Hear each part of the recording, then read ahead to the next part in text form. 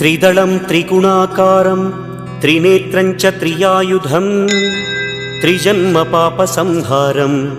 एकबिल्वं शिवार्पणम् त्रिशाखैः बिल्वपत्रैश्च अच्छिद्रैः कोमलैः शुभैः तव पूजां करिष्यामि एकबिल्वं शिवार्पणम् कोटिकन्या महादानं तिलपर्वतकोटयः काञ्चनं शैलदानेन एकबिल्वं शिवार्पणम् काशीक्षेत्रनिवासं च कालभैरवदर्शनं प्रयागे माधवं दृष्ट्वा